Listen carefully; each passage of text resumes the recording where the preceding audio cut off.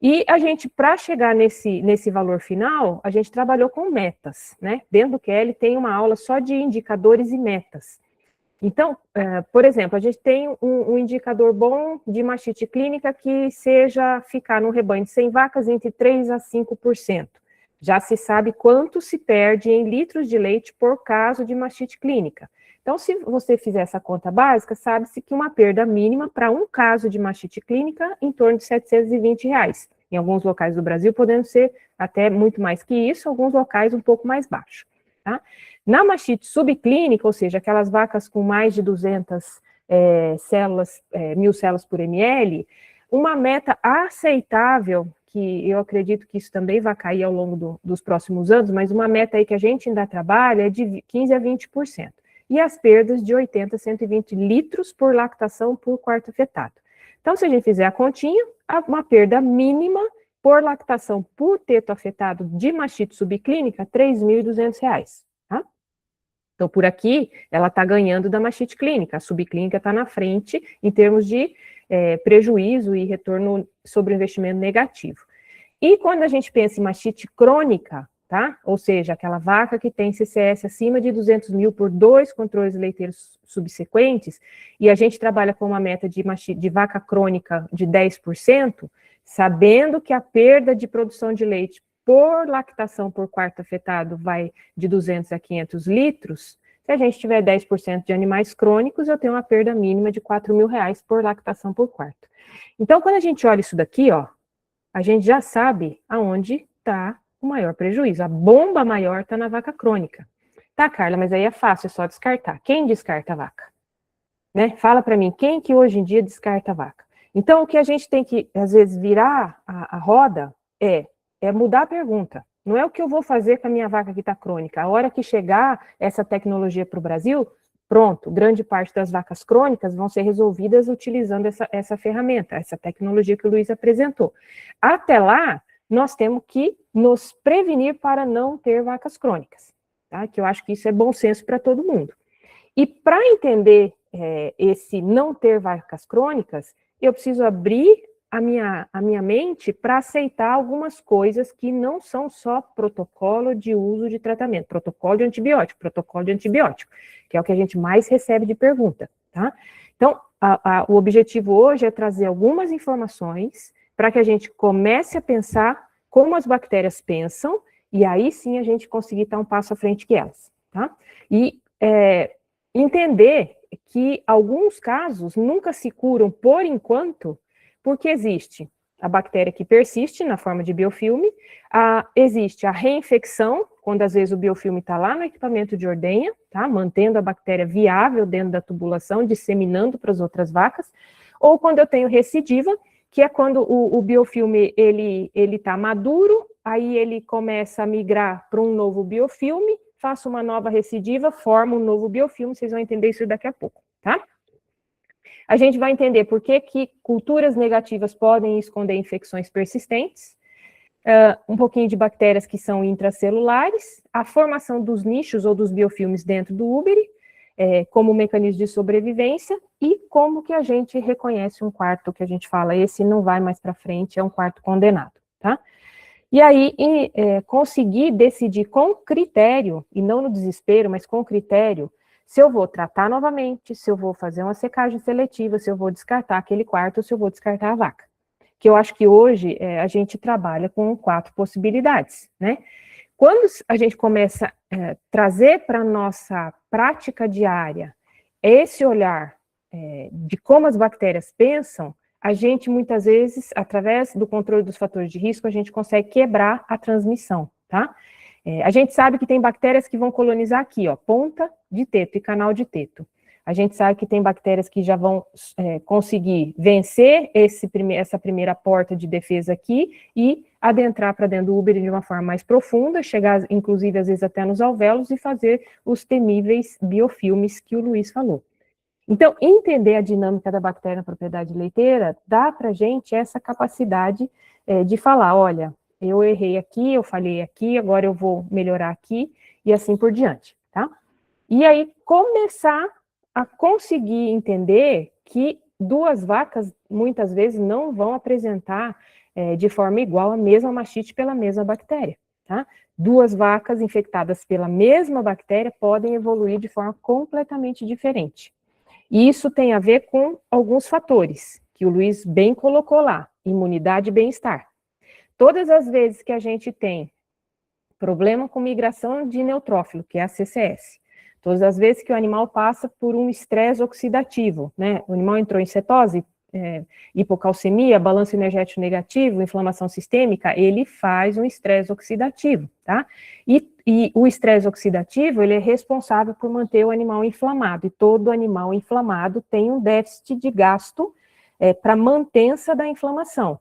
E esse déficit de gasto, em vez de ir para a produção de leite, vai para o controle da inflamação, tá? Então, a gente já sabe, e a gente não vai falar disso aqui com vocês hoje, mas é só para deixar um ponto de ancoragem, que mastite não é só bactéria dentro do úbere. A gente gosta de falar no QL, a mastite ela começa antes da glândula mamária, passa pela glândula e vai além da glândula. E todas as vezes que a gente não entende metabolismo, nós estamos devendo para a vaca, né?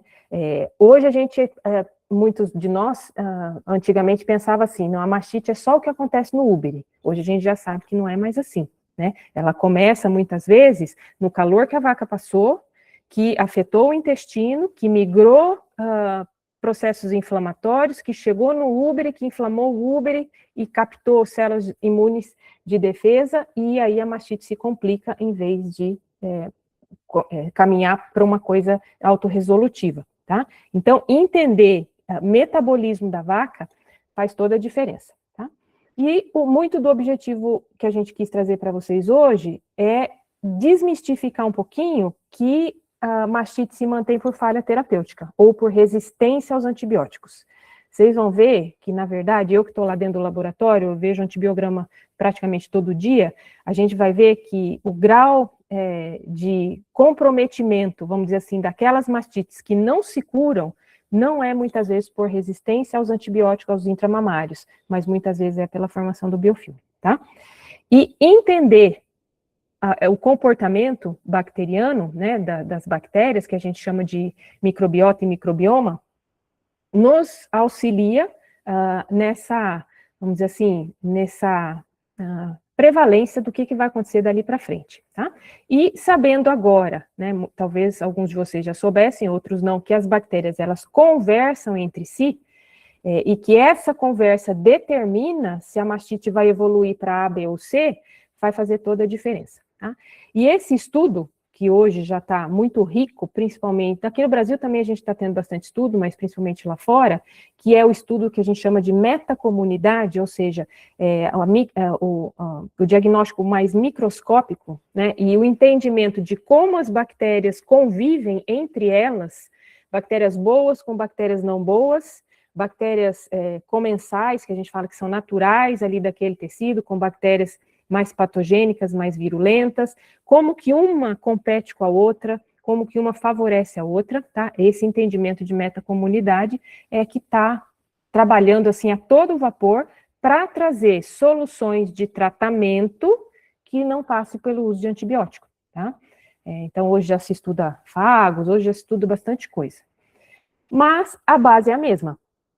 Se a gente tem um tecido saudável, a gente fala que a gente tem uma eubiose, ou seja, a microbiota, as bactérias que moram ali, que são residentes, elas conseguem manter uma proteção natural e muitas vezes neutralizam a ação de bactérias não boas. Todas as vezes que eu tenho uma disbiose, ou seja, desmoronou essa estrutura, e isso pode acontecer numa vaca quando resseca a ponta do teto, quando faz sobreordenha, muito do que a Pamela falou na aula passada, tá? Aí acontece o que a gente chama disbiose.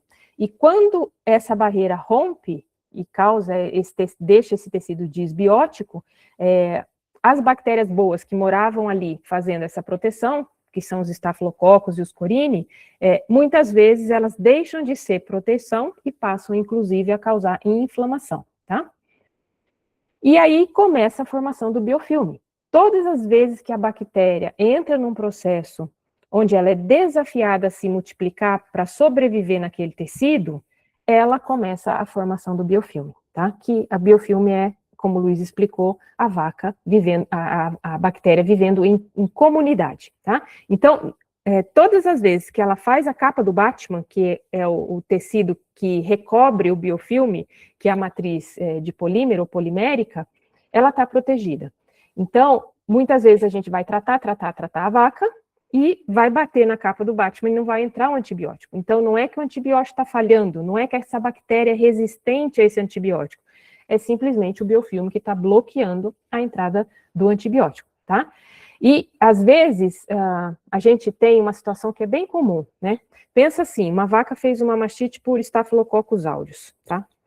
Então, o aureus, a gente tem aureus no canal do teto, tem aureus na pele, mas vivendo em equilíbrio. Quando isso entra num desequilíbrio, ou quando essa vaca entra em contato com uma pressão de infecção, ou seja, muito mais bactéria do que ela dá conta de coordenar, tem-se a mastite clínica ou a instalação da mastite subclínica.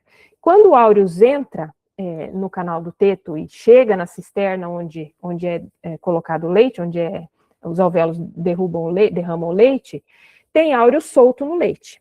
E aí eles começam a se agrupar na forma de biofilme, porque eles precisam sobreviver dentro daquele tecido. E a formação de biofilme é uma das formas dele conseguir sobreviver.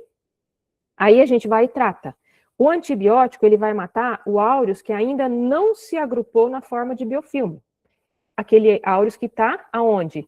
Livre no leite, tá? Que mais ou menos são 10%. Então, você tem uma pseudo-cura, não é uma cura real, mas às vezes a vaca para com o grumo, mas na semana seguinte volta a grumar de novo. Por quê? O antibiótico matou a bactéria que estava fora do biofilme, mas não conseguiu matar a bactéria que estava dentro do biofilme, porque o Luiz já explicou para nós como que é essa formação, tá? E assim segue-se e aos pouquinhos isso vai cronificando a vaca. Então não adianta muitas vezes a gente trocar o antibiótico, mas a gente precisa começar a trazer para o nosso consciente aquilo ou as formas, essa não é a única, mas é uma das principais formas do que está acontecendo para bloquear a ação do antibiótico.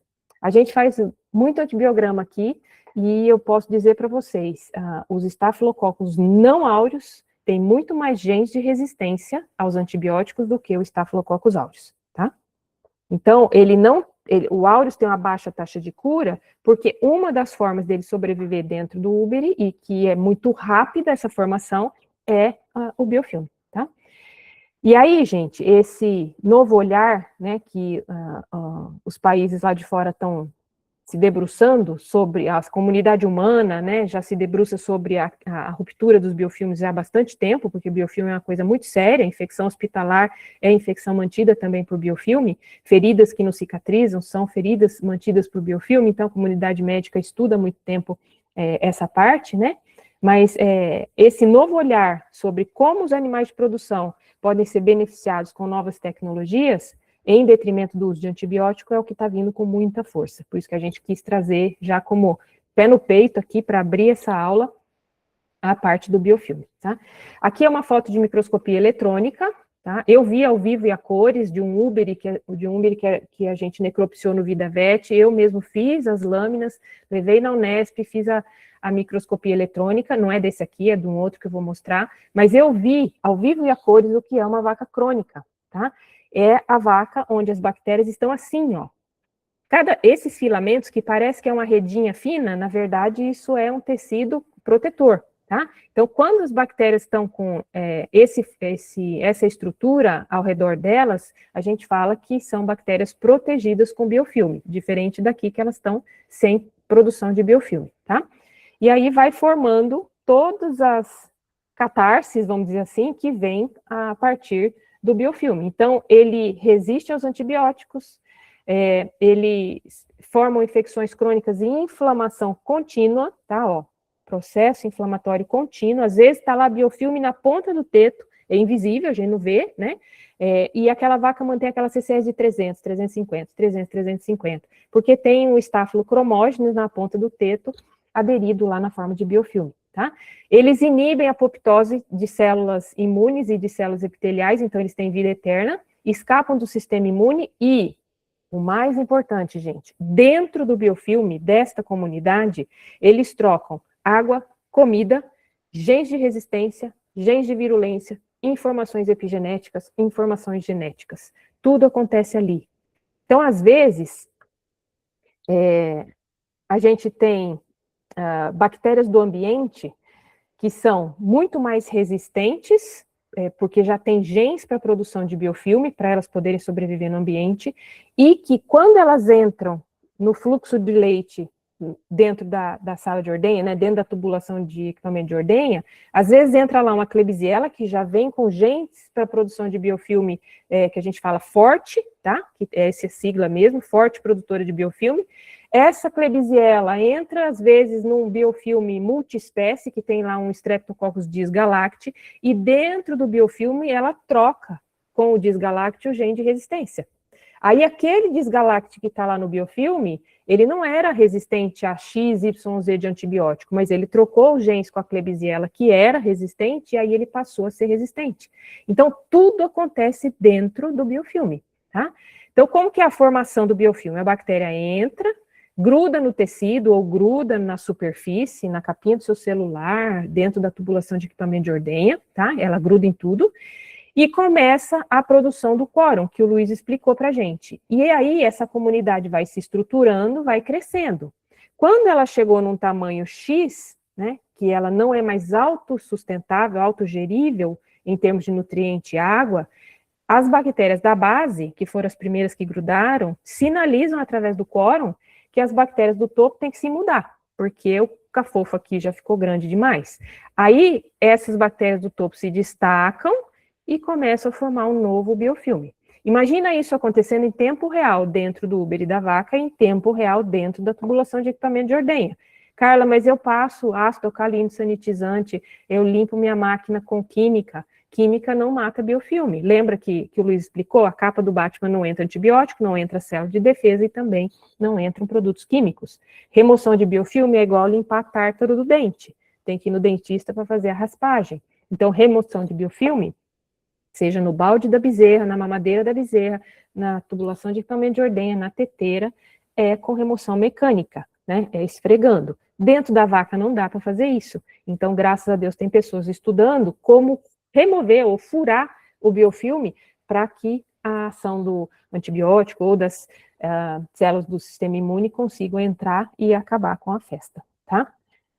A gente pode ter biofilme primário, só de estáfilos, só de streptos, ou o que é mais comum, o que a gente fala biofilmes multiespécies, tá? E aí dentro tem trocas de genes de virulência, de resistência e de tudo mais. Essa aqui é a vaca que a gente necropsiou, né? E essa é a vaca que a gente fez a análise da presença de biofilme. Era uma vaca crônica, aqui do setor da Conapec da Unesp, era uma vaca crônica de Streptococcus uberis, tá? E pasmem, gente, mesmo o teto selado, já definitivamente queimado, selado, a gente ainda tinha bactérias viáveis e todas aderidas na forma de biofilme, tá? Então, isso aqui eu vi ao vivo e a cores, quase caí da cadeira a hora que eu vi, porque foi isso 2018, para mim foi a confirmação daquela suspeita, que a vaca crônica, ela não se curava, porque as bactérias estavam na forma de biofilme, tá? Querem falar? Luiz? Eu estava olhando as imagens ali, é impressionante, né? Caramba.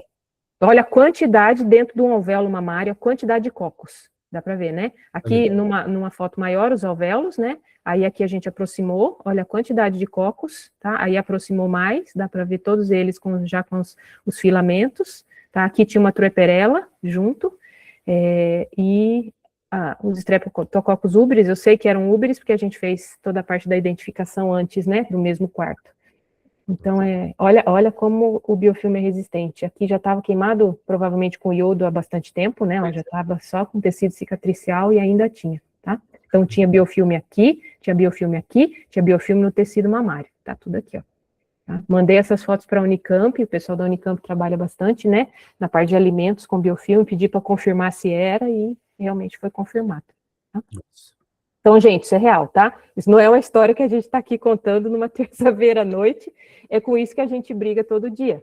E vaca crônica a gente já sabe que é o que mais perde, né? Então, que a gente precisa trabalhar bastante com a prevenção.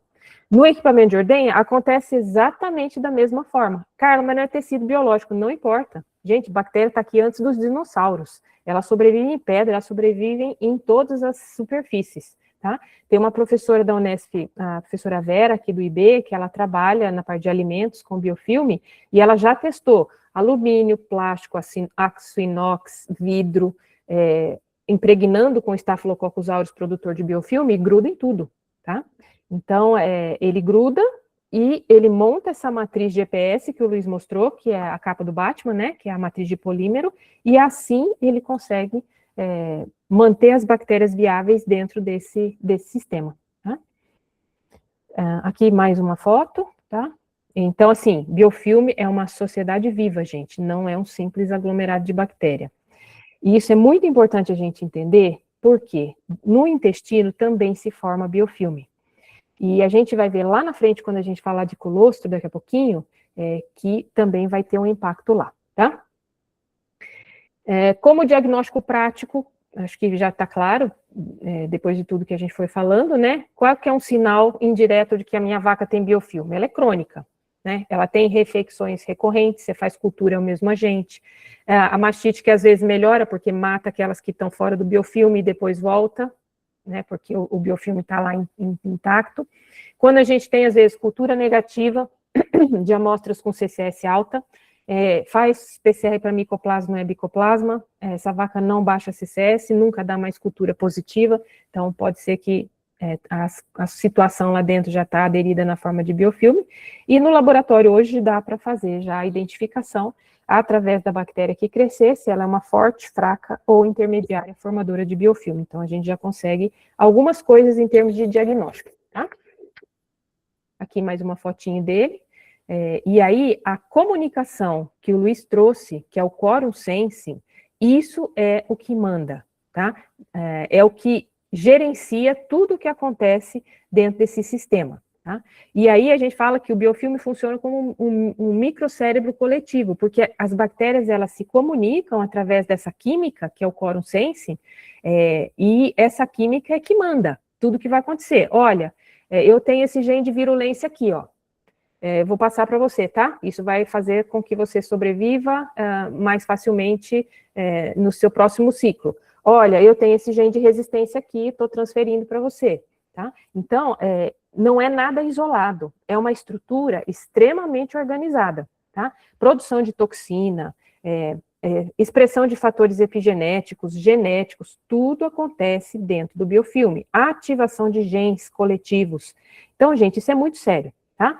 Esse talvez foi a primeira foto de um Quorum Sensing diagnosticado, e foi através de um peixe, tá? Que a comunidade médica descobriu que as bactérias conversavam de forma química, tá? Tinham um processo de comunicação célula-célula, e aí começaram a se estudar como romper a comunicação, que foi o que o Luiz apresentou, tá? Como romper o que a gente chama autoindutores, que são aquelas moléculas que o Luiz explicou, que vão se aglomerando, e vão modulando tudo que vai acontecendo dentro do biofilme. E existe hoje uma outra sigla, assim como tem o Quorum Sensing, tá? Que coordena o biofilme, existe o Quorum Kenshin, que é o QQ, que silencia o biofilme. Então, essa tecnologia que os holandeses estão trabalhando, muito provavelmente passa por isso aqui, ó. Passa por Quorum Kenshin, tá?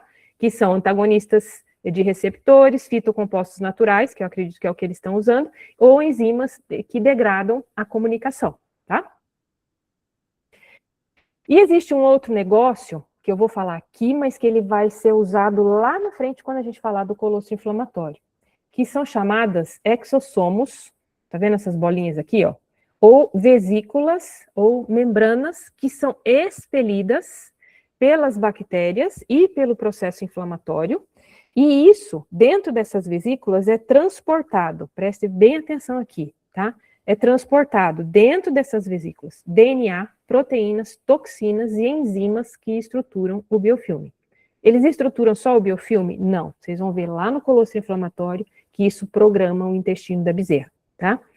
E aí, também estão estudando formas de impedir a formação dessas vesículas. Então, a gente tem os autoindutores, as vesículas autoindutoras, e tem os exossomos. e já está sendo estudado na medicina humana também, como base para vacinas e terapias-alvos no futuro. Tá? Então, lembrem sempre, esses exossomos ou essas vesículas de membrana, elas são liberadas por bactérias, gram-positivas e gram-negativas, e carregam dentro delas tudo isso aqui, DNA, RNA, proteínas, lipídios, toxinas e enzimas, tá? É o correio.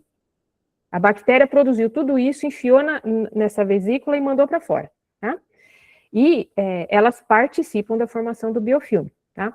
Fazendo o quê? Levando a comunicação entre as espécies. Olha, eu tenho esse DNA aqui, esse gene de resistência no meu DNA, eu vou levar lá para aquela pseudomonas. Saiu da Klebsiella, foi lá para a pseudomonas. Ou saiu da E. coli, foi lá para o Uberis, tá? Então, faz essa transferência de informações.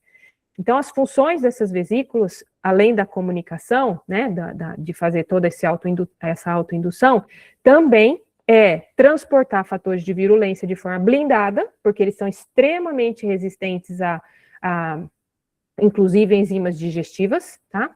Construção do biofilme e evasão do sistema imune, tá? Então, eles estão sendo usados hoje como novos alvos terapêuticos, para impedir a formação do biofilme e a transferência de genes de virulência, e também como veículos de vacinas e outras terapias. Os autoindutores, que foi o que o Luiz também explicou, são o sistema de comunicação química das bactérias. Então, as vesículas ou os exossomos são o sistema de transporte, e os autoindutores são o sistema que vai dentro do transporte, tá? Então, autoindutores são as palavras que as bactérias usam, e as vesículas são as cartas ou os pacotes do correio que carregam essas palavras, essas informações para perpetuar, né, essa linhagem, tá bom? Aqui é um pouquinho mais complicado, eu vou passar, mas só fica com a frase: quando calamos a linguagem do biofilme, abrimos espaço para cura, que é o que esses pesquisadores e essa empresa da Holanda está fazendo, né, e que já tem também na medicina humana algumas coisas. Então, silenciar o biofilme é mais eficaz do que tentar matar.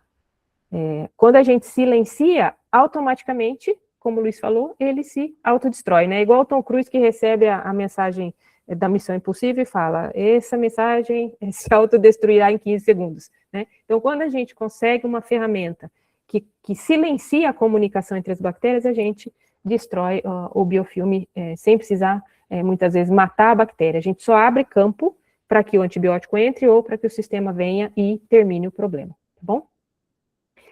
E aí passa por um outro assunto, que é também extremamente importante e está sendo muito estudado, que é o entendimento da microbiota e do microbioma.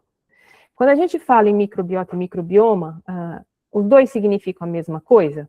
Não significam a mesma coisa, mas querem dizer coisas similares. Então, microbiota é a bactéria que está ali presente, a bactéria, o fungo, a alga, etc. Microbiota. E o microbioma é os genes que essas bactérias, algas, vírus, etc., expressam. Então, quando a gente fala de microbioma, a gente fala de genes. Quando a gente fala de microbiota, a gente fala da bactéria ou do antígeno ali vivo, tá?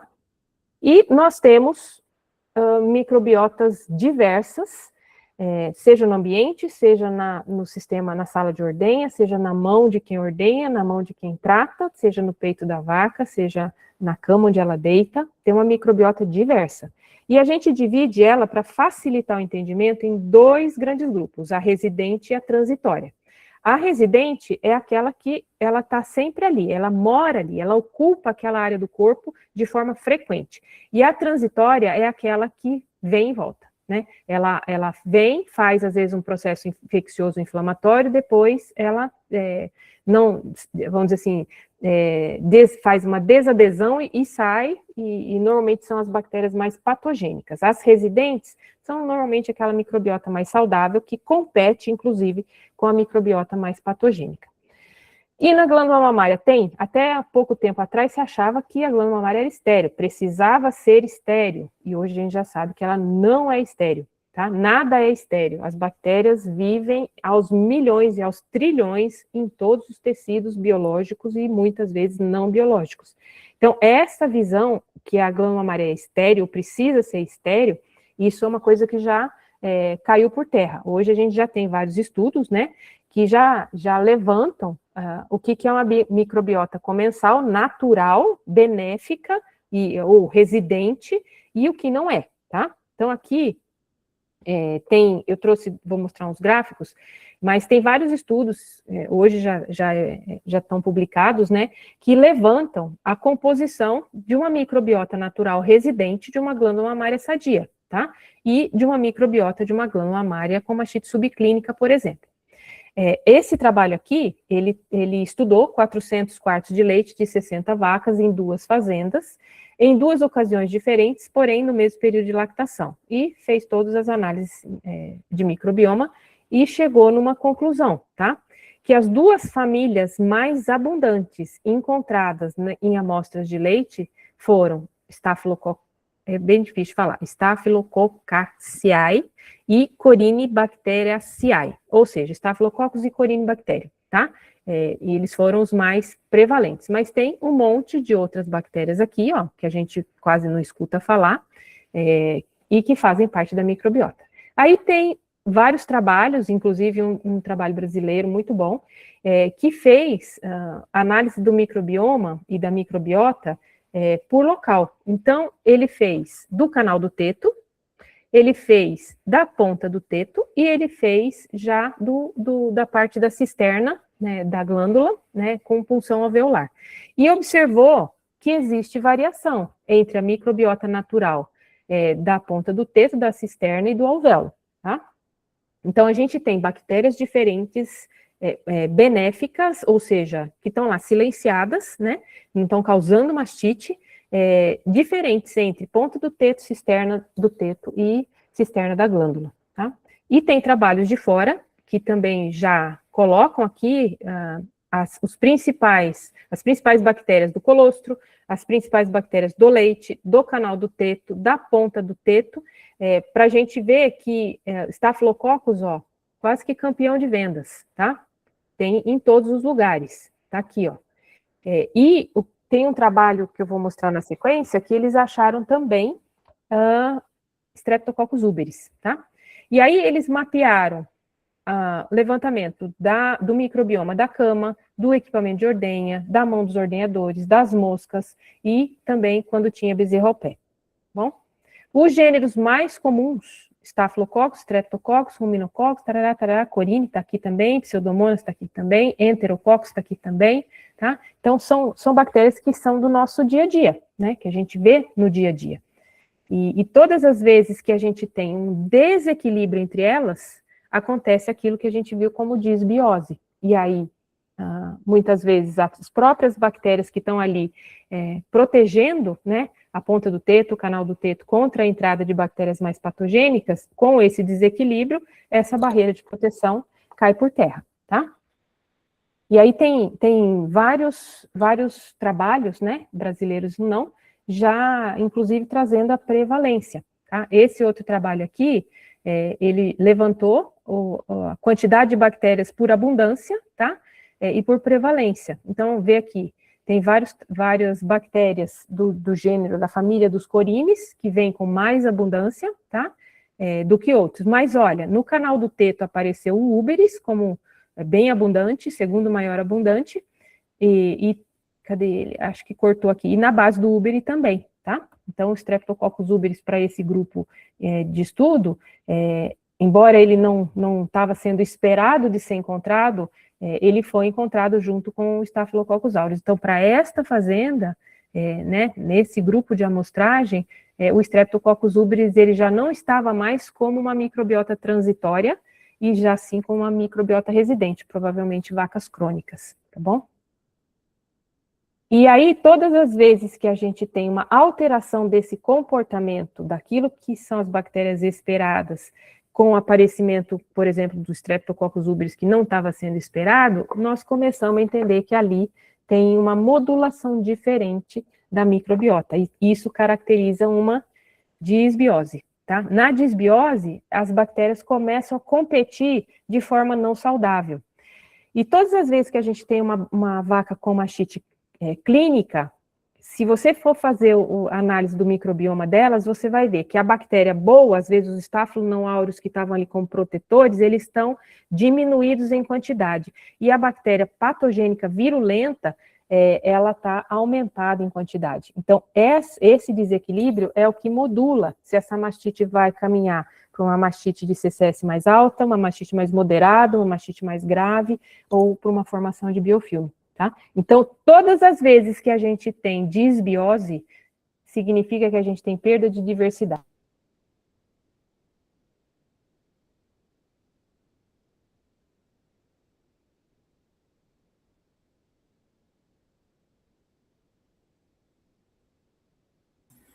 O prof, Deu o uma seu, travada, né? o seu microfone mutou nas últimas duas frases aí, eu acho. Os últimos 30 segundos.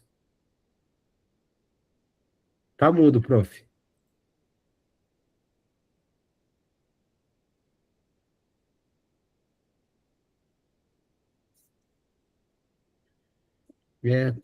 Tá com... Não. Tá aparecendo mudo aqui.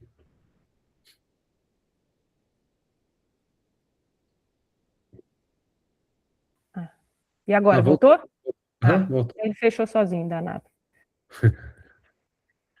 Voltou minha tela? Voltou, Tá. Tá. Isso, Tá. Se mutar de novo, aí vocês me avisam, tá? Vou deixar, prof. Então tá bom. Então, gente, só para retomar aqui, todas as vezes que a gente tem perda de diversidade bacteriana, diversidade eu falo que ela é vida, né? Quanto mais diversidade tem, menos disbiose tem, a gente tem comprometimento pro lado do problema, tá? Quanto mais diversidade a gente tem, menos problema a gente tem, tá? E a disbiose também a gente vê, nós conversamos bastante isso com a Pamela na aula passada, falando um pouquinho sobre hiperqueratose e falando um pouquinho sobre prolapso, né? E ela pontuou para nós, não vou voltar aqui, mas ela pontuou para nós todas as possíveis causas disso está acontecendo. Então, isso aqui é uma disbiose já crônica na ponta do teto. E essa é uma vaca que é aquela vaca que vai estar sempre te dando CCS alta, pode ser por cromógeno, Staphylococcus não aureus, né? E sempre ela vai ir e voltar. A bactéria que antes teria que ser residente de forma positiva, vira uma residente de forma negativa. E abre caminho para bactérias virulentas transitórias poderem estar aderindo e começando a mastite, tá? E a gente chega, então, na nossa, vamos dizer assim, nosso último assunto, que é a parte do colostro. Se a gente tem uma vaca que está aqui, disbiótica, subclínica, ou com biofilme, crônica subclínica, e essa vaca produz colostro. Todas as vezes que a gente tem uma mastite subclínica, crônica, o que acontece dentro do úbere? Natural que a gente tenha uma resposta inflamatória que a vaca monta contra aquela bactéria, por mais que ela está subclínica. É uma inflamação inaparente, mas é uma inflamação. Aí essa vaca entra em trabalho de parto e começa a produzir o colostro. Mas ela já vem com uma produção de inflamação do processo de mastite subclínica, tá? Pensa aí na sua propriedade, quantas vacas você tem hoje de mastite subclínica?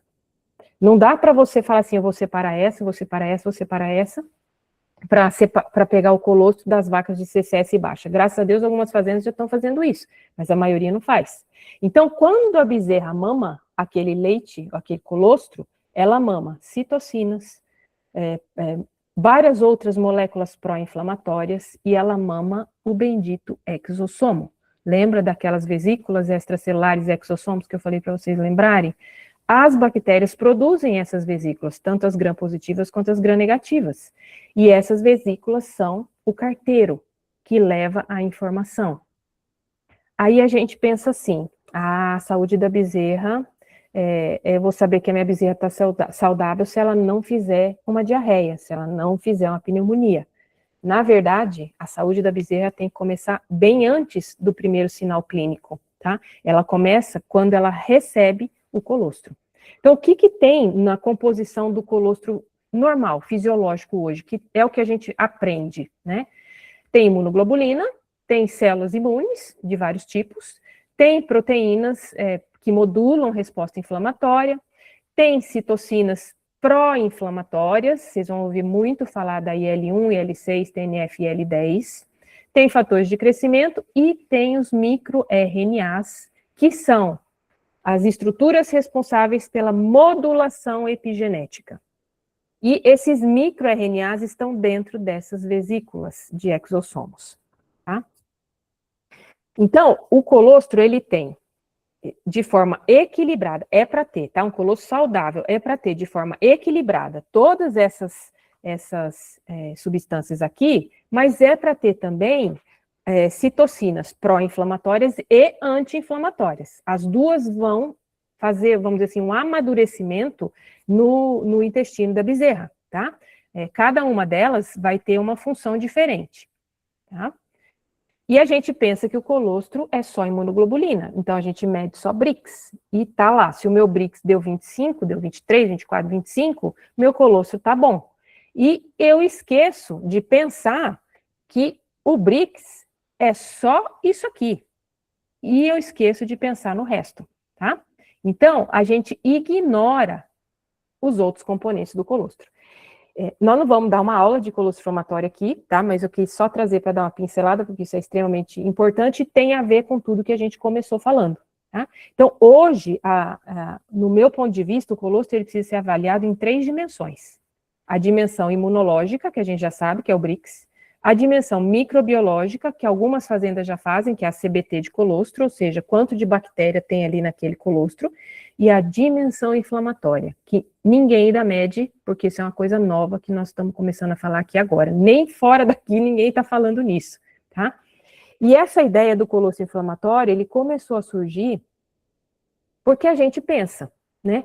E a gente fala assim, tá, mas se mastite subclínica produz citocinas pró-inflamatórias, a bezerra mama citocinas pró-inflamatórias, o que isso causa no intestino da bezerra? Né? Pode não causar uma diarreia, mas será que causa alguma outra coisa? Né? E aí nós começamos a estudar lá no VidaVet o tal do colostro mais a fundo. E nós estamos fazendo, está quase pronta a validação, nós estamos fazendo medições de citocinas pró-inflamatórias no colostro. A aptoglobina é uma delas. A aptoglobina é uma proteína de fase aguda, que os bovinos têm quase zerada, tá? Quando tem um processo inflamatório, a aptoglobina explode.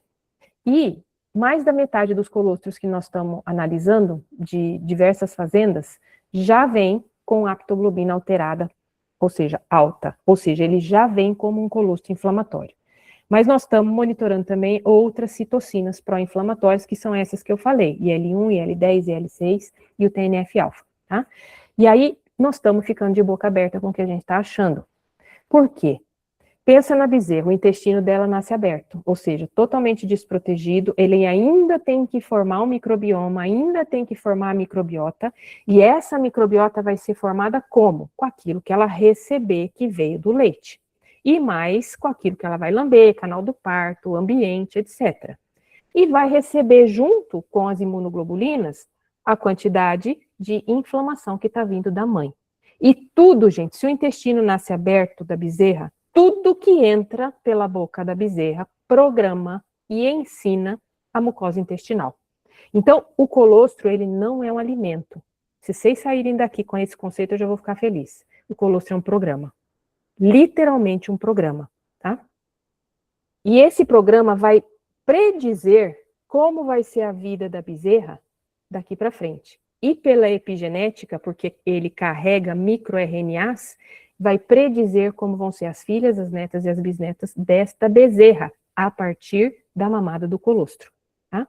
Então, para a gente quebrar um pouco esse paradigma que colostro é só medido, a qualidade do colostro é só medida pelo Brix. Não, é Brix, é contagem bacteriana e agora também medição de processos inflamatórios. Carla, se eu tenho um Brix de 25, mas tenho uma contagem bacteriana acima de 100 mil de CBT, né, de contagem bacteriana, eu aproveito esse Brix de 25? Eu não aproveito, porque tem um bloqueio na absorção dessas imunoglobulinas. Se esse colostro vem com uma carga inflamatória grande, eu também tenho bloqueio no aproveitamento das imunoglobulinas, tá? Então, o colostro como um carreador de inflamação, porque eu mantive a minha vaca subclínica e eu usei esse leite de vaca subclínica, isso nem estou falando de leite ruim, tá? Estou falando, às vezes, de uma vaca de 200, 300, 400 de CCS. Imagina uma vaca de 1 milhão de CCS, tá? Ele vai programar um botão da inflamação, que é essa sigla aqui, que é uma estrutura inflamatória chamada NF-kappa-beta, tá? E tudo acontece a partir deste botão, que é apertado, tá? Muda a permeabilidade intestinal da bezerra, a bezerra fica com uma ativação precoce para problemas inflamatórios, compromete o desenvolvimento saudável do microbioma e da microbiota que vai pavimentar o intestino da bezerra, lembra aquelas bactérias boas, residentes boas, e aí sim a gente tem um aumento de chance de doenças neonatais como diarreia e pneumonia, tá? E hoje a gente sabe, tá, que o colostro transmite ou não leva só IgG, IgA, etc. Ele também leva essas vesículas, né, que são os exossomos, carregadas, e isso aqui, gente, guardem, tá? Guardem, porque vai ser no futuro muito próximo. Carregadas com os microRNAs, com proteínas regulatórias, com lipídios bioativos e moléculas imunomoduladoras. Isso muda completamente a nossa visão do colostro. Ele deixa de ser só um BRICS e ele passa a ser uma programação, literalmente uma programação, tá? Já tem alguns estudos da parte inflamatória intestinal das bezerras, que já entendem como que essas moléculas pró-inflamatórias agem umas com as outras, tá? E essa transmissão de fatores de virulência, de genes de resistência, através dessas vesículas, tá? Que são produzidas pela mãe, na bactéria que está lá na mastite subclínica da mãe, chega na bezerra e programa o intestino dela. E aí o processo inflamatório, ele acontece através desses pacotes de informação que veio via mãe, pró-inflamatório, programa o intestino da bezerra para responder sempre de forma exacerbada. Então, às vezes, aquela bezerra recebeu esse pacote pró-inflamatório da mãe que tinha mastite subclínica, isso modulou uma resposta de programação intestinal, celular intestinal pró-inflamatória dessa bezerra. Então, essa bezerra vai responder de forma exacerbada aos possíveis antígenos, né, que ela vai entrar em contato, as E. coli, salmonella, etc., ao longo da vida, ela vai responder de uma forma exacerbada, porque ela foi programada, a mucosa intestinal dela foi programada para responder de forma exacerbada, porque ela recebeu muitas citocinas pró-inflamatórias que veio no leite da vaca subclínica, tá? Então, gente, isso é muito sério, tá? E como é um microRNA que conduz todo esse pacote informacional, esse microRNA, lembra lá da frase? Ele é o que expressa geneticamente e epigeneticamente a programação. Então, essa bezerra já tem mapeado até quais são os microRNAs envolvidos, tá? Associados à mastite, aos macrófagos, as respostas aos receptores das bactérias causadoras de mastite e a inflamação mamária. Agora, o que nós estamos medindo são esses microRNAs no intestino da bezerra e no colostro. Tá? A gente já sabe quais microRNAs vêm das vacas subclínicas. Agora, a gente quer ver como ele está atuando ao longo do tempo da bezerra, tá? Então, nós estamos coletando amostra de fezes e também acompanhando todo o desenvolvimento. Carla, é só a vaca que tem mastite que transmite para a bezerra através do colostro a inflamação? Não, a vaca que fez cetose também, a vaca que passou calor também, tá? Então, começa a escolher quais vacas vão ser as doadoras de colostro para o seu banco, se for possível. Então, vacas de CCS baixa e vacas que não fizeram cetose pós-parto, tá? Isso é uma dica para a gente começar a dar leite normal para as bezerras. Faço o BRICS e faço o CBT. Tá? Então, é uma forma da gente começar a trazer para a prática essa visão expandida e que faz todo sentido lá na frente, né? Porque isso é o que vai regular epigeneticamente as nossas bezerras. Tá? Aqui só um resuminho. Então, a vaca fez cetose clínica ou subclínica, fez uma mastite subclínica, tem uma inflamação circulando no corpo da vaca. Esses exossomas, ou o processo inflamatório dentro dos exossomas, ativam, né, os microRNAs e chegam na bezerra através do colostro, programam o botão da inflamação, que é o NF-kappa-beta, causa uma disbiose, uma modulação negativa do microbioma, e está feita a programação exacerbada negativa pró-inflamatória no intestino da bezerra.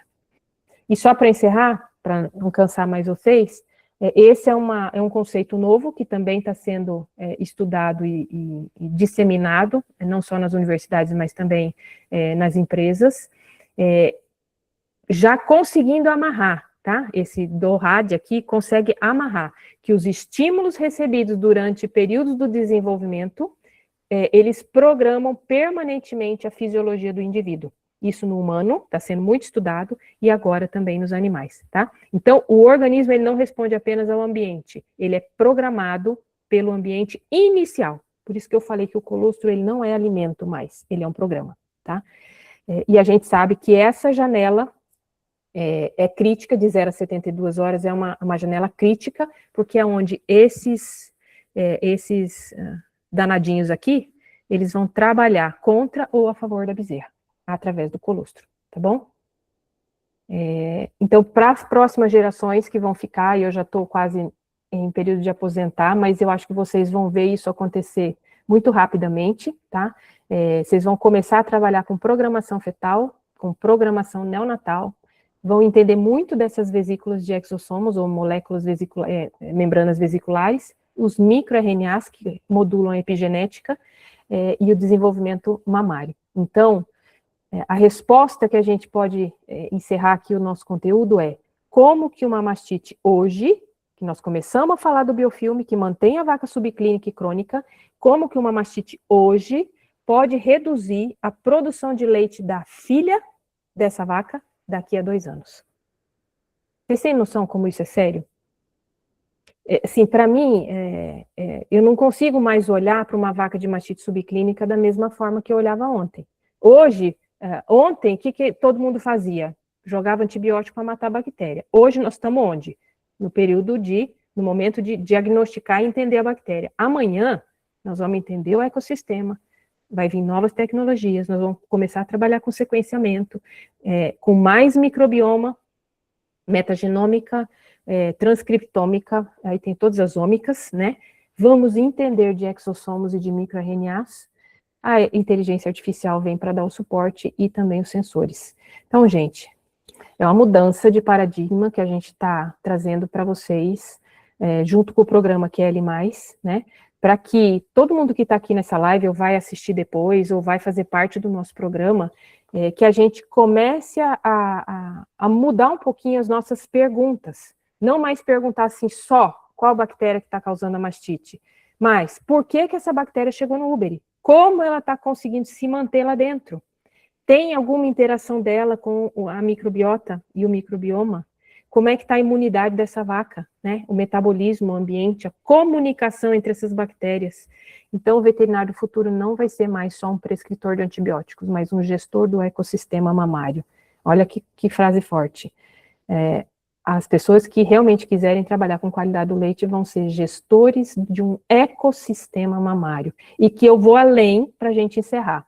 O ecossistema não é só mamário, porque hoje a gente sabe que existe o eixo intestino-glândula mamária, intestino-imunidade, endotoxemia metabólica, disbioses e todas as outras etapas do colostro que a gente falou. Tudo conversa com tudo. Então, gente, não dá mais para fazer do mesmo jeito sempre. E esse foi, vamos dizer assim, o que a gente quis trazer para vocês, tá bom? E explodir a cabeça, prof. Eu tô pensando no colostro. Colostro não é alimento, é programa.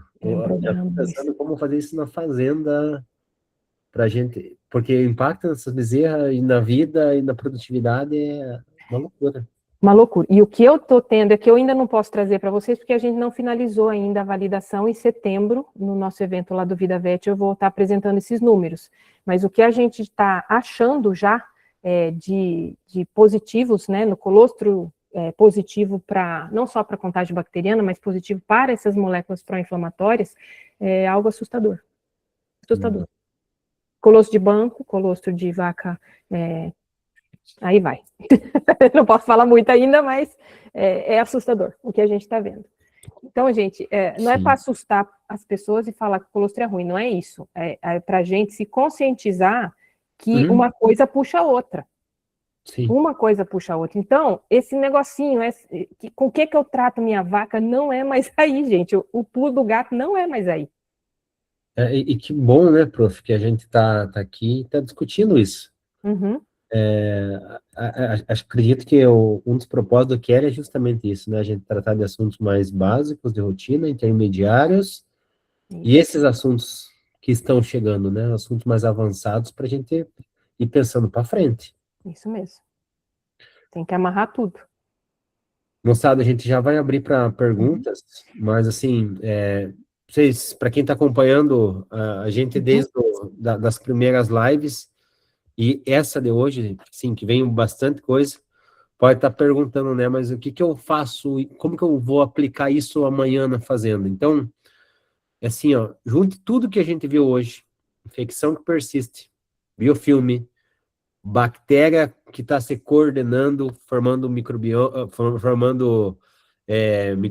desbiose, colostro que está programando a bezerra, que não é alimento. E reparem que nenhuma dessas situações é um antibiótico que resolve, o antibiótico mais forte, é a melhor molécula.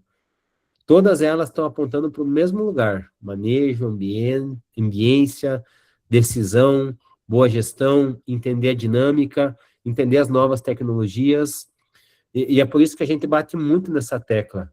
O tratamento certo, e também a gente às vezes fala muito como tratar, ele vai representar mais ou menos 20% da solução, o Pareto, mais ou menos. Isso. Os outros 80% é isso que a gente está trazendo. Quem vai passar a vida inteira caçando antibiótico perfeito, está brigando com 20%. Ignorando o 80% que realmente decide o jogo e faz as coisas mudarem dentro da fazenda. Olha quão rico é esse conteúdo que a prof trouxe. O quanto você pode agregar na tua criação de bezerros e na tua vaca que você vai estar ordenando daqui 2 anos, a bezerra que está nascendo hoje. E olha o que isso te tira das costas também. Porque a diferença de um consultor que resolve ou que fica no ciclo não é, eu conheço mais de tal bactéria, mas é quem realmente entende tudo isso como um sistema e consegue conectar os pontos. E vocês viram que não é uma coisa isolada, são vários pontos que a gente vai conectando. Agora, só de ter visto essas peças hoje, eu tenho certeza que todo mundo aqui já abriu a cabeça, está na frente de muita gente. Porque esses assuntos, assim, são assuntos realmente diferentes e que impactam nesse resultado. Mas peça solta também não muda a fazenda, né? O que muda a fazenda é ter isso organizado, ter uma metodologia e ter alguém junto para dar um suporte. E é isso que a gente faz aqui no QL+, a gente já está há alguns anos no projeto QL+, a gente tem mais de 200 alunos, e é onde a gente pega tudo isso que você viu, que é uma pequena parcela, e transforma em aplicabilidade amanhã na fazenda, sabe? Na tua realidade. E como a gente combinou lá no começo, antes de eu abrir para tirar as dúvidas, eu quero abrir essa oportunidade. E para você que não conhece, conhecer o programa QL+. Ele é um programa assim, que traz muito orgulho para nós, né, Luiz? Porque a gente foi tentando amarrar todas essas pontas, né? Trabalhando em gestão de pessoas, porque também não adianta a gente conseguir entender e não saber passar, né, para os colaboradores, para a equipe. Então, dentro do programa, dentro dos módulos, trabalha também toda a parte de gestão de pessoas, que é extremamente importante e valioso, a gente não faz nada sozinho, né?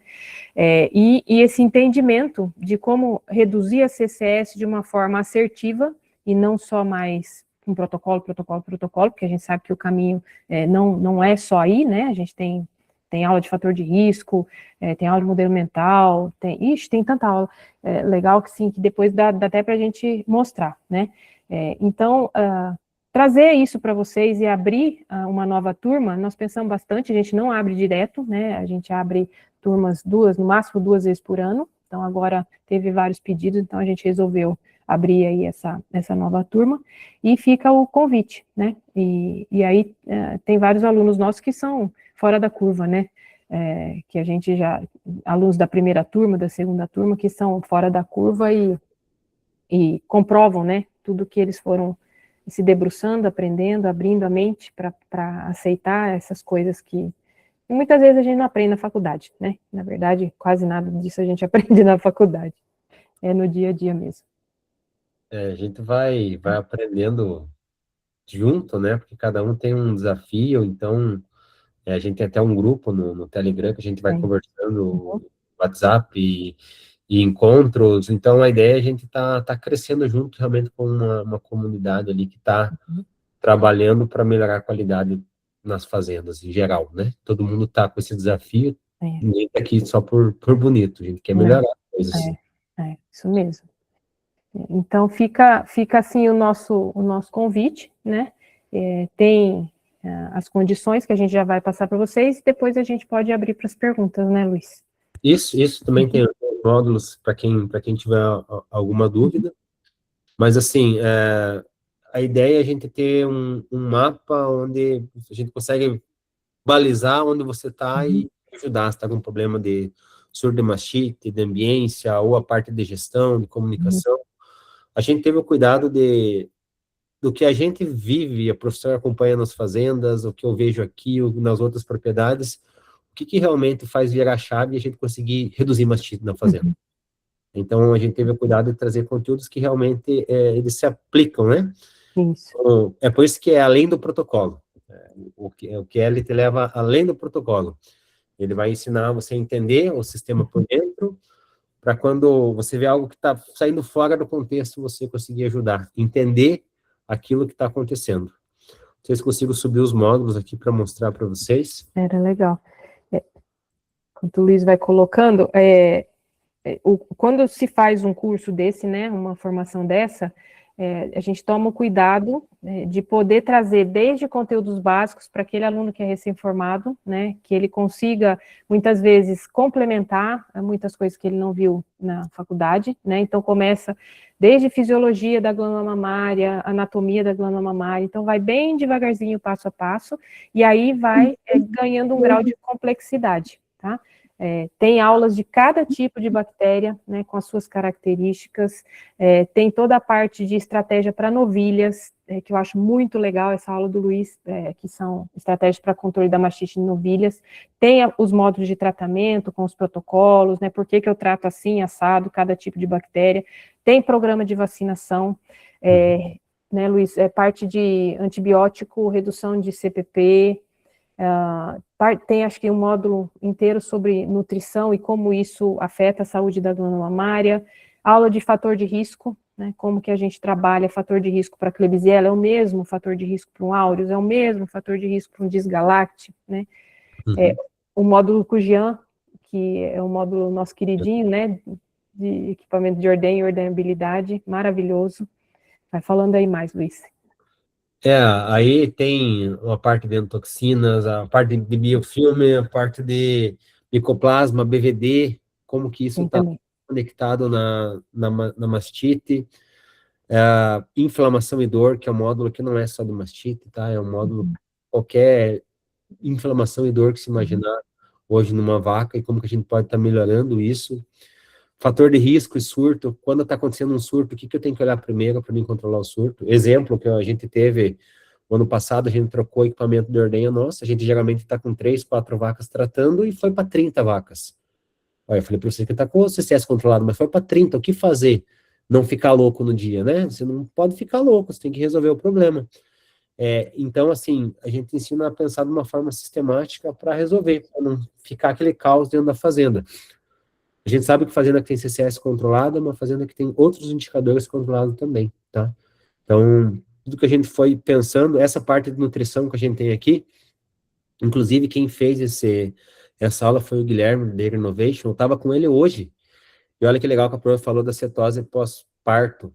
Ele estava falando, Luiz, ele foi agora lá para os Estados Unidos, no Dairy Science, e ele publicou um trabalho relacionado à cetose pré-parto. Em Olha. cetose, moçada, o BHBA é a fitinha, no pré-parto, o 0,6 equivale a 1,4 pós-parto. Nossa. Ele falou, Luiz, você vai cair de costa quando vocês começarem a ver nas fazendas o pessoal medindo pré-parto e as vacas já estão com cetose. Essa vaca que você olha está com o flanco um pouquinho menos preenchido, essa vaca está com cetose. E ela já vai entrar apanhando. Então, essa é a vaca que a gente tem que olhar. E ele tem um módulo dele aí justamente falando sobre esses pontos de nutrição, como a gente pode estar melhorando e reduzindo retenção de placenta, reduzindo metrite, reduzindo cetose e mastite, né? Melhorando o sistema imune como um todo. Então, a gente teve todo o cuidado de trazer profissionais que a gente gosta muito do trabalho e que vivem o que eles falam, né? Uhum. Tem a Larissa também. A Larissa, ela fez parte do primeiro QL+. Hoje, eu acredito que ela é uma das maiores técnicas em qualidade de leite aí do país. Ela é consultora em Santa Catarina, atende muitas fazendas. Ela tem um Instagram muito legal. E ela, assim, ela é uma fora da curva, assim. Gosto muito dela. Fez estágio comigo na Francana. E ela aplicou, né? Ela fez o QL, ela estudou e ela aplicou. E hoje ela é uma referência, assim, na região que ela está. E ela sempre está nos congressos. Então, acredito que a gente até tem um vídeo da Larissa, ela, assim, é um dos cases do Kelly, né? Um dos. Então, crises sempre vão acontecer e acho que a gente só se fortalece nos momentos de crise, né? As crises sempre fazem a gente crescer e tentar ser cada vez mais assertivo e mais eficiente no que a gente faz. Então, pessoal que quer trabalhar com essa área, não tenham medo de se botar e trabalhar. Eu tinha muito medo disso, eu pensava muito assim, mas não tem ninguém que trabalha com isso, eu não conheço ninguém que trabalha com isso, aqui na minha região não tem ninguém, e parece que dá aquele medinho. E é justamente ali que tem uma oportunidade, né? Se não tem ninguém fazendo, aí que tem uma oportunidade. A gente tem muito espaço, e assim, toda fazenda, toda fazenda, na minha opinião, precisa ter um consultor técnico na parte de qualidade do leite, sem exceção. A fazenda está com CCS abaixo de 100 mil, beleza, ela ainda precisa de um consultor técnico da parte de qualidade do leite. Não basta atingir aquele número, precisa ter constância e manter aquele número, né? E assim, se qualifiquem, continuem buscando conhecimento, continuem se qualificando, o QL+ está aí para isso, baita plataforma, aulas excepcionais, então assim, o conhecimento é tudo, né? Ninguém tira, minha avó sempre diz, conhecimento é aquela coisa que ninguém vai tirar de ti, todo mundo pode tirar qualquer coisa, menos conhecimento. Então, trabalhar nessa área é continuar estudando, sempre tem atualização, mastite, tudo muda, a conduta de mastite muda todo ano, né? Então, continuem se qualificando e procurem o QL+. É só essa a minha dica. E eu tô ficando careca, nós estamos falando. Tô vendo, faz isso. Tá doido? Pessoal, tem mais 2 bônus que a gente separou, tá? O primeiro é um mini curso chamado Mastite na Reprodução. A gente acabou fazendo com o professor Zequinha, tá? E é justamente falando do impacto da CCS na reprodução. E a gente sabe que está tudo interligado dentro da fazenda. Então, como que essa inflamação aumenta a perda gestacional, aumenta o número de serviços por concepção, atrasa a prenhez, diminui a produtividade das fazendas e aumenta o número de descarte de vaca, que você não consegue emprenhar, e dela chega no final da lactação, ela está gorda, dando pouco leite e vazia, e com CCS alta. E você vai descartar ela, uma vaca que poderia estar entrando no ciclo da fertilidade, ela não está. Então, esse é um mini curso que está disponível para quem entrar com a gente. E o segundo, assim, eu quero revelar que é mais que um bônus, que, assim, a gente sabe o quanto de estudo que a Prof tem e o quanto ela vem se empenhando nessa questão, não só do colostro inflamatório, mas tudo isso que a gente faz de cultura hoje e fala de patógeno, tem um dedo muito grande da Prof, sabe? A primeira vez que eu escutei sobre isso foi a Prof falando aqui em Castro, faz uns 2015, 16, um evento que teve numa empresa e a Prof veio falar sobre isso, e na época todo mundo falava, nossa, mas isso, acho que não vai virar isso daí. E olha o que virou, né? Então, assim, a gente tá com uma pessoa que ela tá sempre na vanguarda, e pra gente é um privilégio, então, acredito que o prof quer comentar um pouquinho do livro, prof, do programa? Então, eu estou escrevi, na verdade, né, um livro sobre o colostro inflamatório, trazendo todas as etapas, né, do entendimento para ficar uma coisa bem mastigada, bem fácil, e ele ainda não está lançado, vamos dizer assim, e nós vamos colocar aqui para vocês como um bônus para os 20 primeiros inscritos, vão ser os primeiros a ter aí na mão esse material que vocês podem revirar a internet, que vocês não vão saber, né, porque ainda não tem nada... vamos dizer assim, tão esmiuçado com relação a ele. E é uma coisa que vem para ser bem disruptiva, e eu acho que vai trazer muito benefício aí para todos nós. Então, vocês vão ser os primeiros aí a ter. Tô ansiado já. Então, tá bem legal. Oxi. Imagino. Então, moçada, assim, só de bônus tem na casa aí dos R$2.000, fora o programa. E assim, para quem entrar hoje, amanhã vai ter acesso a esses bônus. Agora vamos ao que interessa, né? Então, daí a gente já vai abrir para as perguntas. Junta tudo aí na cabeça. O programa completo, os 30 módulos, encontro ao vivo todo mês, tá? Que a gente vai fazer para tirar dúvidas, tá com dúvida, algum ponto do teu dia a dia aí, alguma dificuldade, a gente fazer esse bate-papo. Às vezes a gente traz algum especialista para falar sobre um assunto específico e a gente gosta, porque a gente tem um network bacana, assim, uma rede muito boa, então consegue trazer bons profissionais para estar trazendo assuntos para vocês também. Então, assim, só esse programa, o programa sozinho, ele tem preço cheio de R$ 1.997, tá? O programa Kelly+, ou 12 vezes de 206. Esse é o valor que vai valer para o público quando a turma abrir para todo mundo. E aí os bônus não vão juntos, tá? Então guarde esse número porque não é esse que você vai pagar hoje. Para quem está participando com a gente do programa Além do Protocolo e está no grupo do WhatsApp e está aqui hoje, presta bem atenção porque tem 3 degraus e a diferença entre eles é grande. Então o degrau 1 como que é? É o melhor de todos. É hoje, é agora, durante essa live. Você não paga os 1.997, né? Você entra com 20% de desconto, ou seja, vai pagar R$ 1.597, ou 12 vezes de 133, tá? Uma ou duas mastite que você conseguir reduzir já está pago. Já pagou. São quase R$400 a menos que o preço cheio, tá? E não é só o desconto, então entrando hoje você leva esses 2 bônus e leva 2 anos de acesso, tá? Em vez de ter 1 ano, você tem 2 anos de acesso. Aí você pode estar sempre revisitando, acompanhando os módulos, acompanhando as aulas que a gente vai fazendo. Então, essa é a melhor condição que existe e ponto final. A gente resolveu compartilhar esse bônus mais fora da curva aqui, porque quem está com a gente na terça-feira até essas horas e vem acompanhando, a gente sabe que são pessoas que realmente querem mudar o cenário. Isso mesmo. O segundo degrau é que essa condição se mantém até amanhã, né? A única coisa é que, em vez de ter 2 anos de acesso, aí você passa a ter 1 ano de acesso. Tá? O programa, ele é um programa, vocês viram lá, com 30 módulos, e 30 módulos com várias aulas dentro de cada módulo, então é um programa bastante extenso, ele é quase uma pós-graduação, aliás, a gente já foi até convidado a transformar esse programa em pós-graduação. Então, o de hoje tem o benefício de 2 anos de acesso, né, e se você fechar amanhã, 1 ano de acesso. Ainda mantém as mesmas condições financeiras, né, com desconto, mas aí somente 1 ano de acesso. Bom? Se eu puder dar uma dica antes de falar o degrau 3, pega o hoje para ter 2 anos de acesso. Com porque certeza. É muita aula, Então. e aí você pode ir revisitando com calma.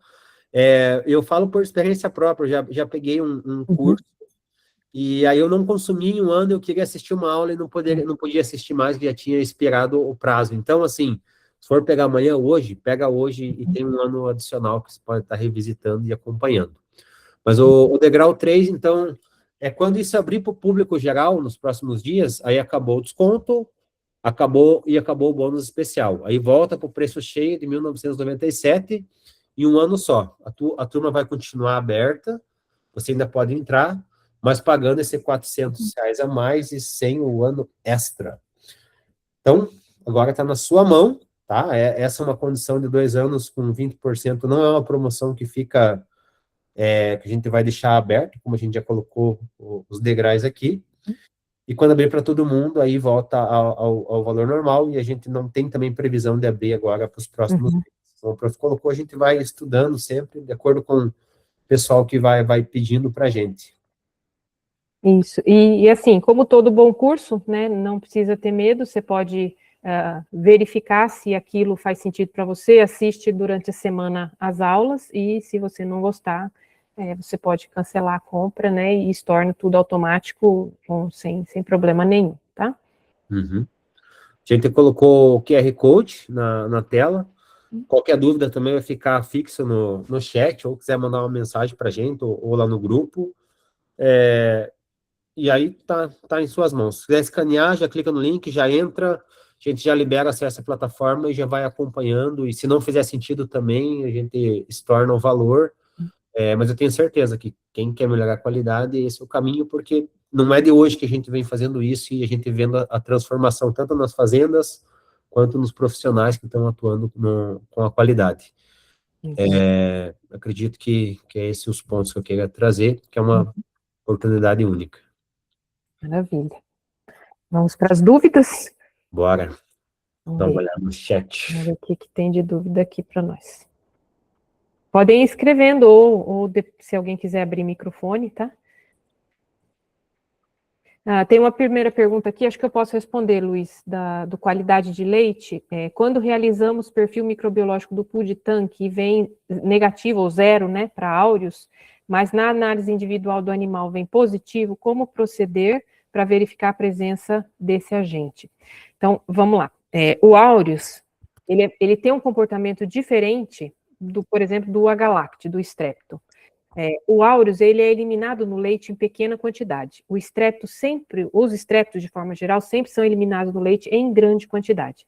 Quando a gente pega uma análise de pool de tanque, o que a gente pega? A gente pega amostras de várias vacas, e que dessa amostra de várias vacas, a gente ainda tira uma alíquota, né? Então, se você tem problemas de Staphylococcus aureus nos indivíduos e deu negativo no tanque, não se assuste, porque como o áureos é eliminado em pequena quantidade no leite, pode ser que foi um falso negativo, né?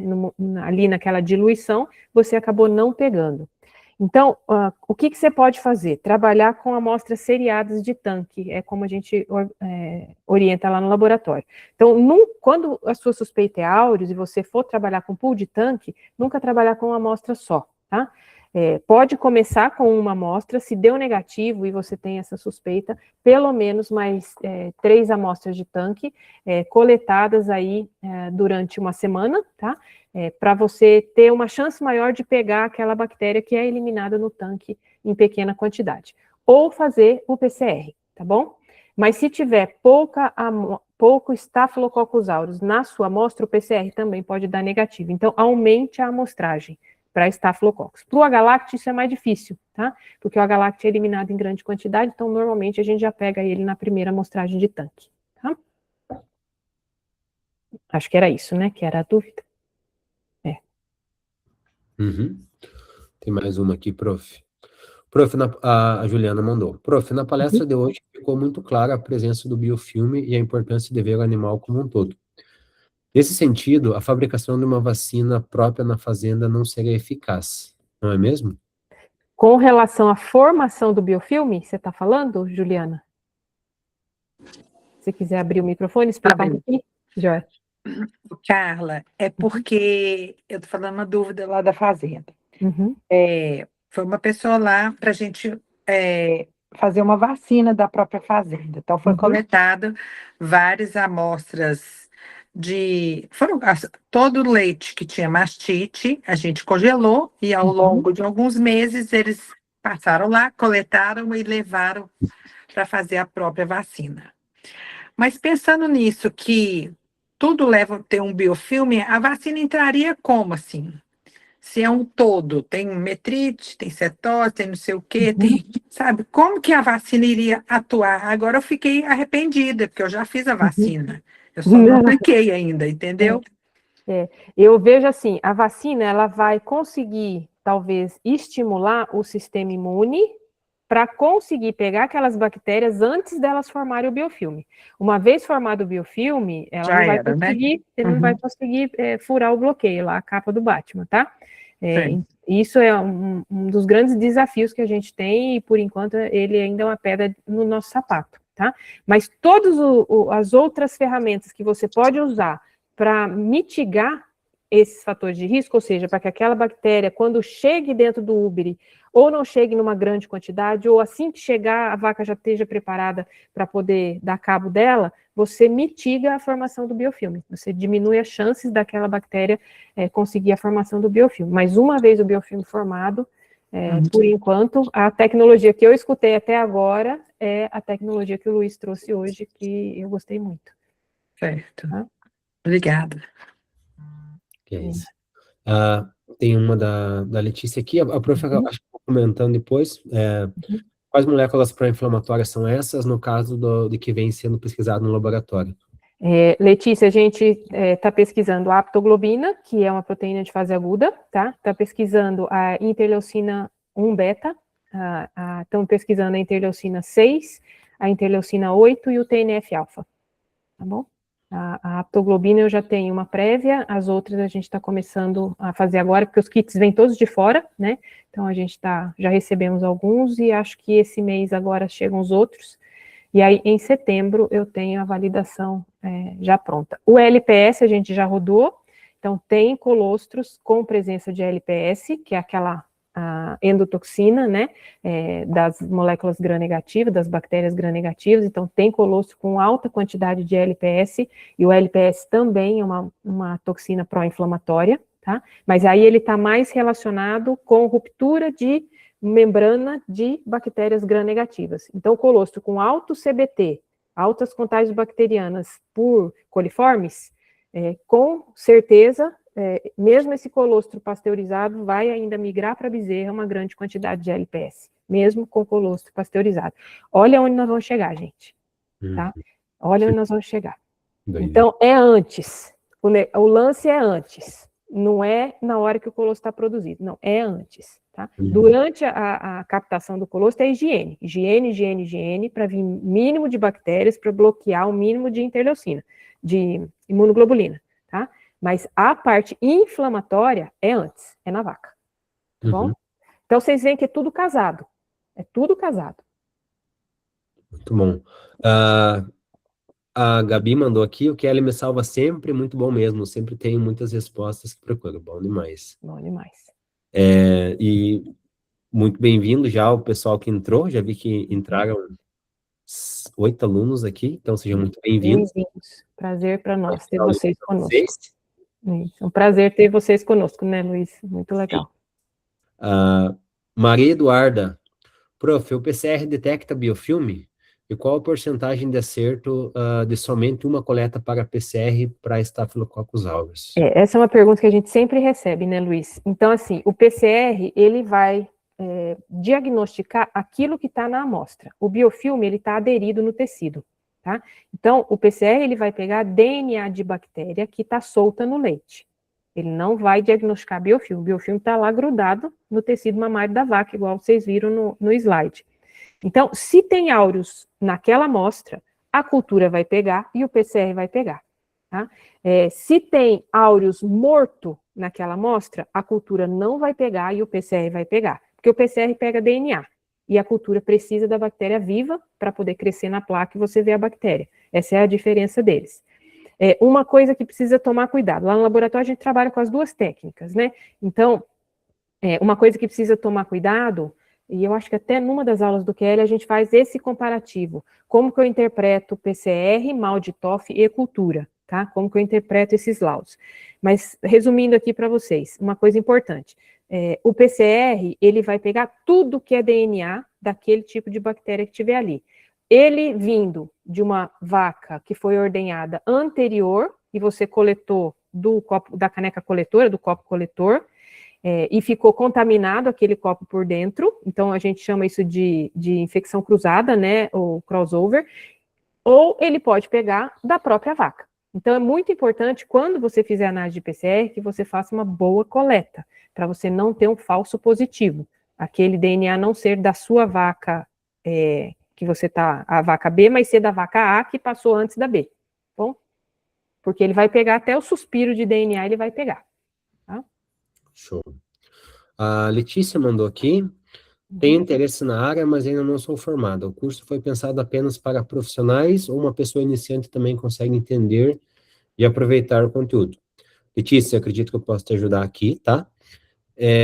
A gente teve o cuidado, quando a gente desenhou o Kelly, de imaginar uma pessoa que a gente consiga pegar pela mão, desde o começo, ensinar o básico, assim, o que é mastite, como ela invade a glândula mamária, e aí a gente ia avançando. Tá? Por isso que são 30 módulos, a gente está fazendo aula todo mês e está trazendo, porque ele nunca para esse conhecimento.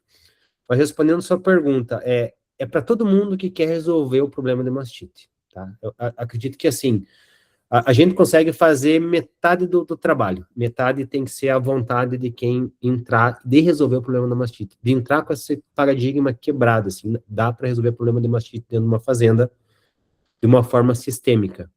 Tá? Então, assim, às vezes vai entrar alguém que já trabalha com qualidade. Pode ser que esses primeiros módulos aqui, fisiologia, o que é mastite, diagnóstico, não façam, para ela já algo mais normal.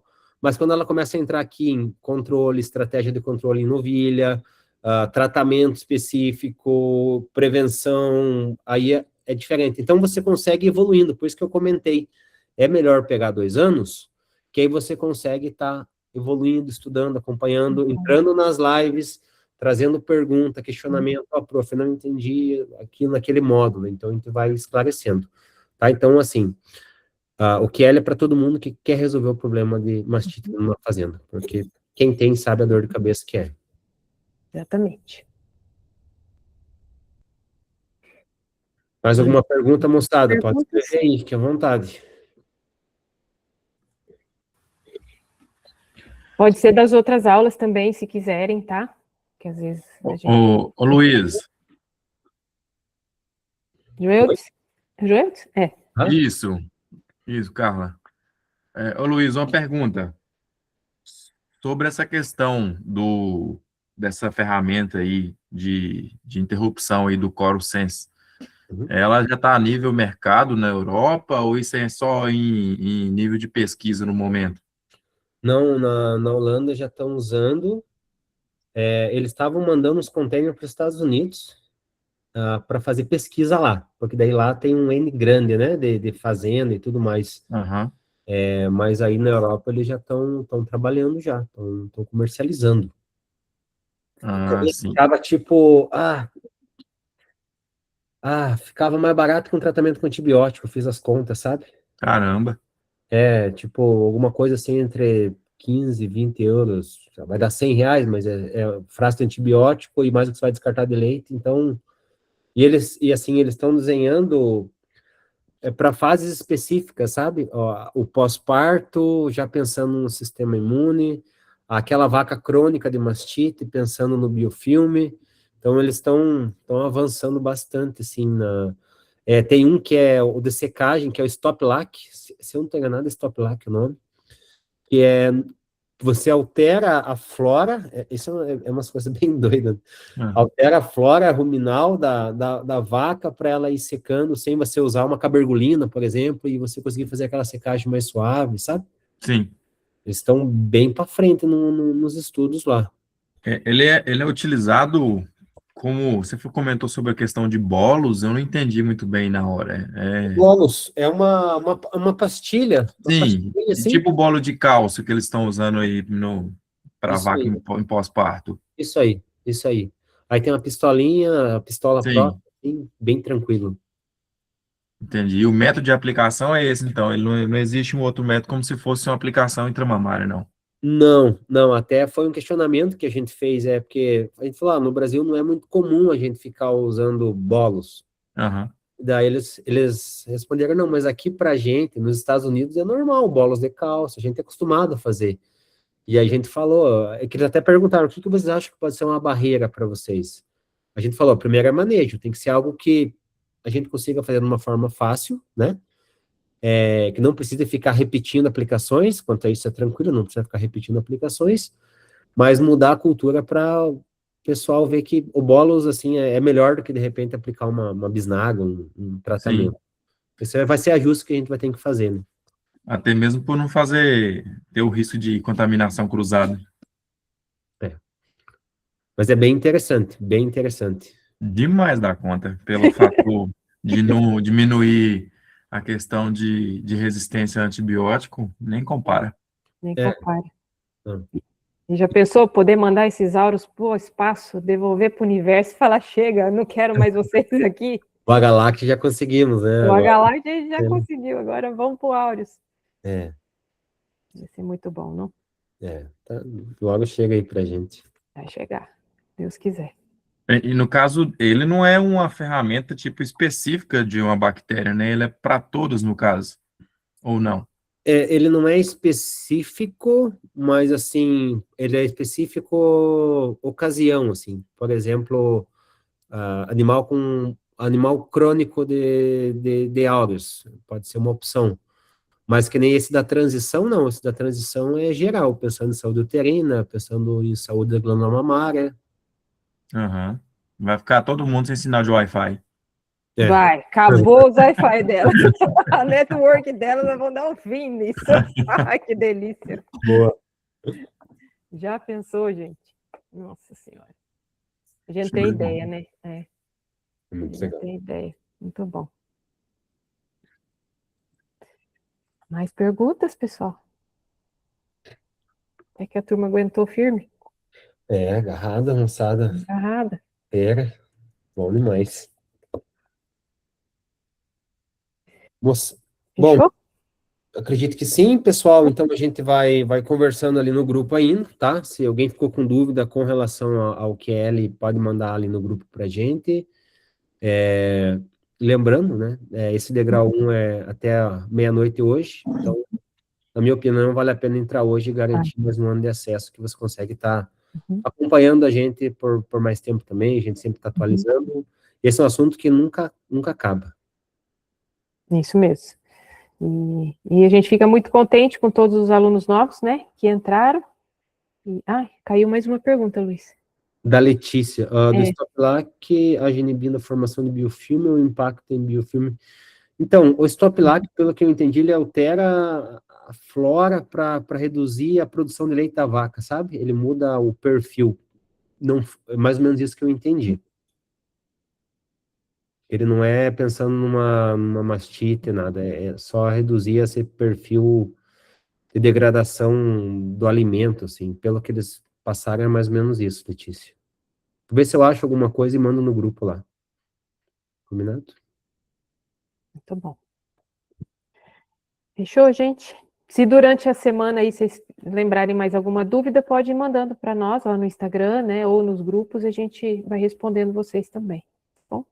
Isso aí. E obrigado a presença de todos. Obrigado, prof, pela aula fantástica. Obrigado para nós. E por deixar a gente agora sem dormir, pensando se tem. Vamos fazer isso, essa aula de colostro. Bom demais. Por uma boa causa. Bom demais. Obrigado, moçada. Um abraço. Abraço. Com vocês. Com Deus, boa noite, bom descanso para todos. Igualmente.